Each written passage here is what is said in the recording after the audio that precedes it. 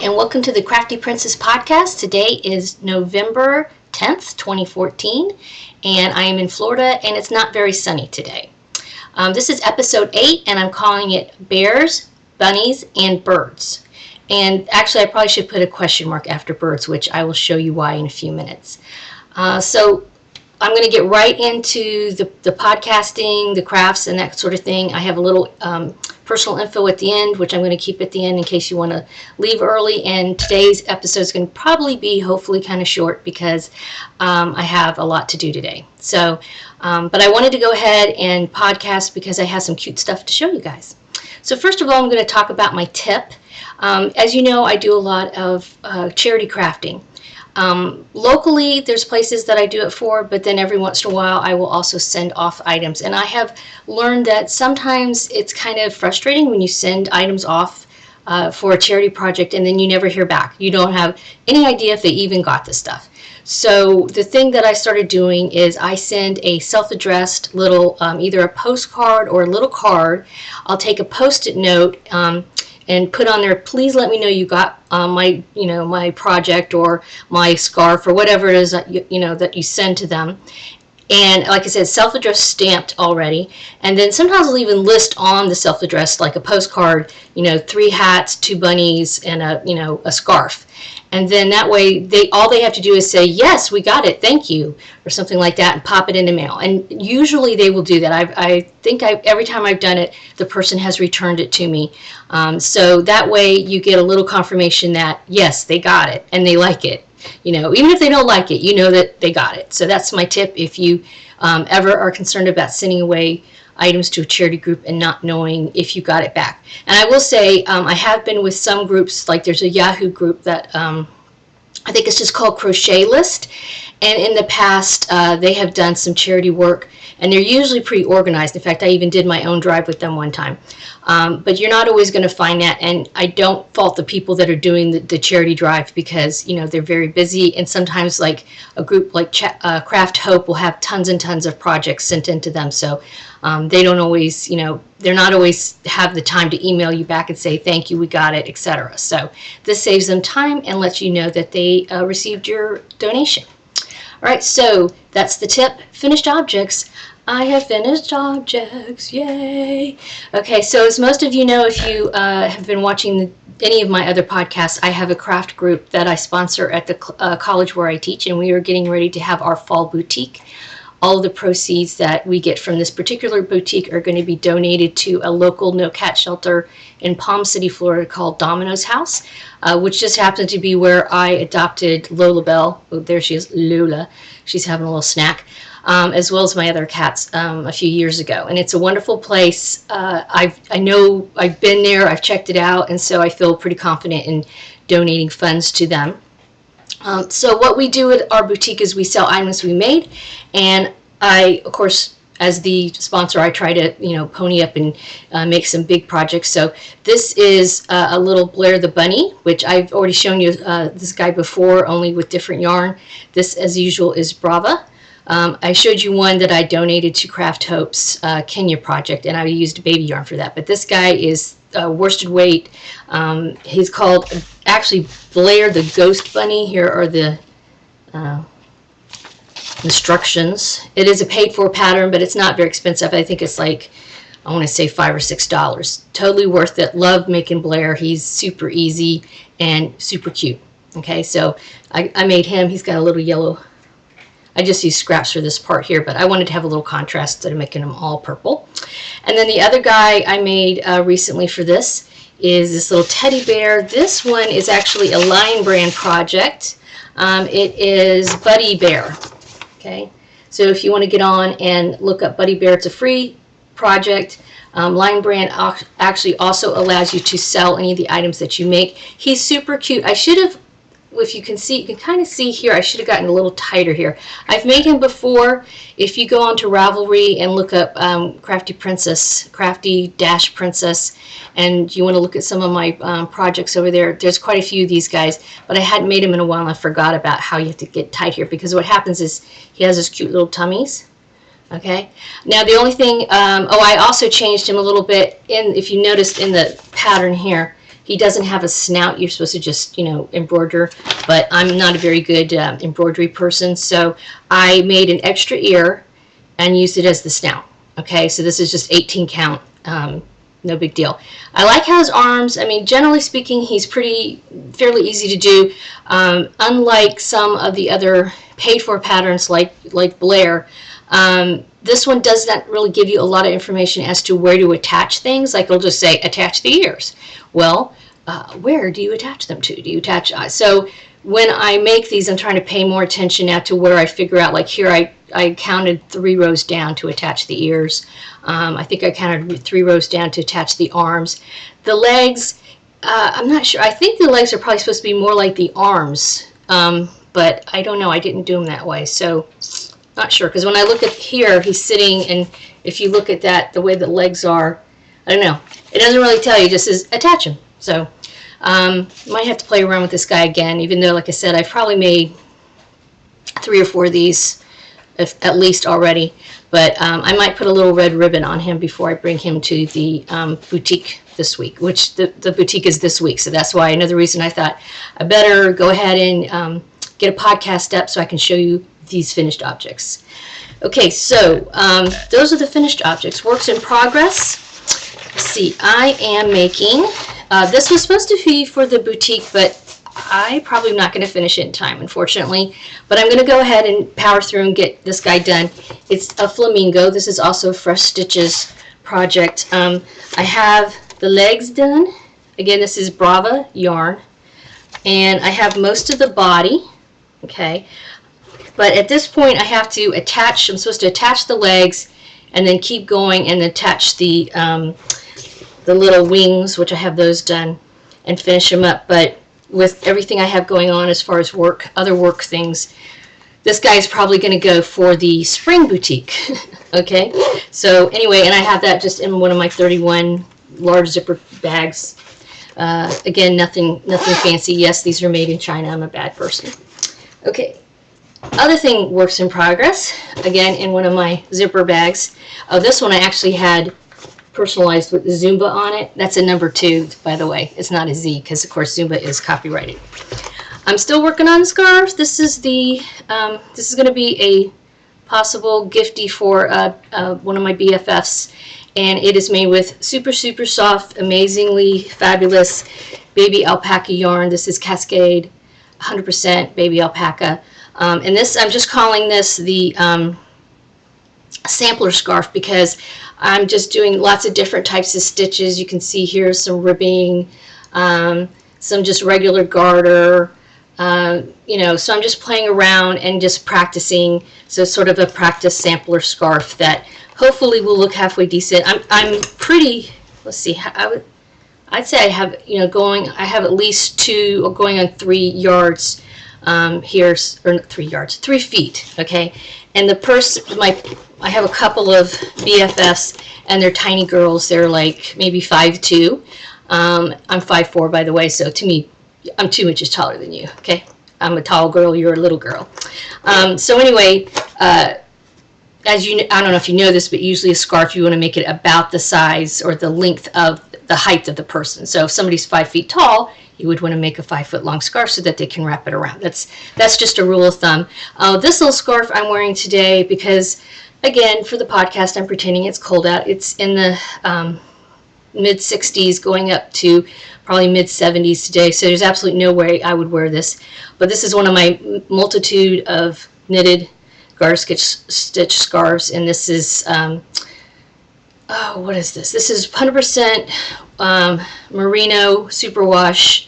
I think it's, I want to say black sheep that I made, and not too bad, pretty evenly. This is really good yarn, I think, to work with. The alpaca is a little slippery, but I love alpaca, so, just going to deal with it. But this yarn is very easy. It's not, I wouldn't call it itchy, but it's not obviously as soft as the alpaca. So, all right, so those are my works in progress. My future progress or future projects are going to include Mike the Monster.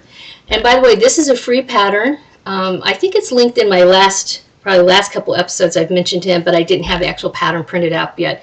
This is a free pattern from Fresh Stitches that she was asked to make by Disney. So this is probably going to go to, well, definitely it's going to go to my nephew Dalton, who loves stuffed toys and monsters and things like that. He's going to have a good time with this. And probably I'm going to make something for his brother. I have PM'd my sister and asked her, because I don't know, boys are so hard, especially they're getting older now, and they're also both autistic, so I have no idea what to get them sometimes, and I don't always want to just say, here's some money, go get something, which I do sometimes, but I want to, make it a little personal. And like I said, I knew he's gonna love this. So now I've got to figure out something for Jake. Of course, she said a ball. So I said, okay, I'll crochet. I'm probably gonna just crochet him a really big ball so he can play with it. He likes things that are soft. He loves bouncing balls. The crochet ball's not gonna bounce, but he does love balls. So. Anyway, that's Herbie down there this is opposite. That's Herbie down there, if anybody's interested in my striped boy. So those are my possible works in progress. And then I really want to make something for myself using some really nice yarn. I've talked about a few projects. I've showed some yarn in some of my previous episodes. So now that it's cooling off a little bit, I'd really hope to find some time to make something, even if it's just like a small shawlette or something for myself, because every once in a while we'll get a cold snap and I get to pull something out like this and wear it, for like half an hour. So it's nice to have stuff that I like that's made with nice yarn, okay? My video's kind of acting weird. I hope it's going to be okay when I finish this. It's kind of like choppy. So anyway, that's what I'm hoping to do. Definitely doing Mike the Monster, crocheting a ball for Jakey, and then something for me, at least get it started, okay? So, and hopefully I'll finish up that scarf and maybe start on another. We'll see. It's present time to make things for people. So yeah, that's kind of it. I'm rushing because I have a zillion things I have to do today, and for those who want to, not listen to my personal babbling or whatever, that's it for the crafting. One more other thing. If you are on Instagram, I am now on Instagram because I have an iPhone. Yay! My other phone, I really missed it. It had the sliding keyboard, but it was getting to the point like the battery would die. I would have it plugged in at home, drive to school, which is like maybe not even 30 minutes away, and the battery's dead. So I yeah, got to get rid of that phone. So anyway, welcome to the 21st century, Tammy Powley. I have an iPhone, and so I joined Instagram, and I have stuff on there already. If you like cats, dogs, yarn, beads, makeup a little bit, but basically crafting and pets for the most part, that's probably what you'll see from me over there. And now the light's getting a little crazy here. I don't want to mess with my camera because the angle took me forever just to get this thing possibly correct. Let me turn off the light here. That was my help. Ooh, that helps a little bit, but not much. Yeah, it's an overcast day outside, so now the sun looks like it's coming out finally. And because it was overcast, I put on a whole bunch of lights here to do this. So okay, so other personal thingies. I've been so busy with grading papers. At one point, I had over 150 test papers, like quizzes that I had to actually read, not just Scantron stuff like you math people get to do. But yeah, I had stuff, and I would say at least 100 of them were essays. And I still have more essays to grade, yeah.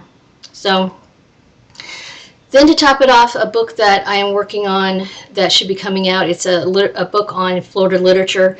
It came in and we had to work on the index. I have a co-author. Thank God I have a co-author because she really picked it up and helped me out, because I told her, okay, I can tell students, look, I'm busy. It's going to take a while for me to get to your papers. But, when you have 150, you can't just let them sit there. Plus, some of my classes are face-to-face. I have to walk in and look at these people in the face and say, hey, I still have your paper from a week ago, So, it's just not fair for them. So, the job has to come first before the book. That's just the way it is. So luckily she picked it up, and we both worked equally on the index, I will say, which was really super boring for the most part, but then kind of weird too, because things like, okay, this book is about female Florida fiction writers. We have a collection of essays written by Florida female professors, okay, for the most part, who are writing secondary source type articles or essays about these fictional works. Okay, for example, if you're familiar with Karen Russell and the novel Swamplandia, we have an essay in there about that. So you would think that when you're doing an index like this, words like feminism would show up a lot. Not so much. There was only a couple of feminism words in there. But then words like rape, violence, family, love would show up a lot. Those are like huge. So kind of surprised me. And then one of the things that I thought was kind of interesting, I was looking up the word race, R-A-C-E, and the word grace, G-R-C-E, kept popping up a lot. And I hadn't even had that on my index list. And I was like, well, obviously I need to add it because, and if you know anything about Southern Gothic, grace is a very important element of the Southern Gothic literature. So, and Flannery O'Connor, grace, Southern Gothism, all that stuff goes together. So I added it, but it was kind of funny because I was like, oh wow, I didn't even, duh, grace, I need to add that. But it popped up, I don't know, maybe half a dozen times or so. So it was interesting. In fact, my co-author even said we could write a paper about writing the index because it was illuminating, let's say. But at the same time, like watching paint dry, because basically you look up, you create a list of words, and then you look them up, search, page, comma, page, comma, page, 4, comma, 5, comma, 7, comma, 10, comma, 25, comma. Yeah, really, really time consuming and boring. And then we also are proofing the manual or the manuscript. So she actually picked up on that, and she's been cranking on it. Some of it I had already, it's not like we hadn't proofed it before. This is just the very last proofing. It's only typos. You can't change anything major at this point. But then I found things that I didn't realize the publisher had, altered things. And I'm thinking, oh my God, what happened to this title? This title is wrong. Did I do that in the manuscript? And I go check the manuscript I sent them. And no, it has a different title. So I emailed them. I said, something happened to the manuscript. And they're like, oh yeah, by the way, we changed some stuff. Well, thank you. I thought I was losing my mind. So yeah, this manuscript, which we have to get out to them, I have to mail them back the hard copy corrections, I guess you could call them, typos and stuff, in the next few days, and still have papers to grade. So, but I'm a crafter. I got it. I can't work 24/7. So in the evenings when I'm watching TV, I'm doing something like this, or working on my knitted scarf or whatever. So I'm still crafting, but just lately things have been sucking up my time, and of course then I'm crafting really again for school because these are for work, which is weird, but yeah, that's the way it is. So that's kind of it. I appreciate you hanging out with me and looking at my amigurumis, and I don't know, just coming by. This is Tammy the Crafty Princess. Please make sure that you stop by my website, TammyPowley.com, for show notes, which I will post later. And then also, as I said, YouTube, you can search for me, just look at my name, and you can find my channel there, and subscribe to get notifications of when I post any kind of new videos. And then of course Instagram, I'm on Instagram, so I would love to follow you if you are a crafter, English teacher, animal lover, anybody that's not crazy. Okay, if you're crazy, don't want to follow you. Crazy in a bad way, let's put it that way. If you're crazy in a good way, I'm cool with that. But yeah, I'm on Instagram, and of course, on Facebook and Ravelry and all that stuff. If you go to TammyPowley.com, you can see all of my social media links under the About Me section. So that's it. I hope you guys have an awesome next couple of weeks, and hopefully I'll have even more goodies to show you then. Keep crafting.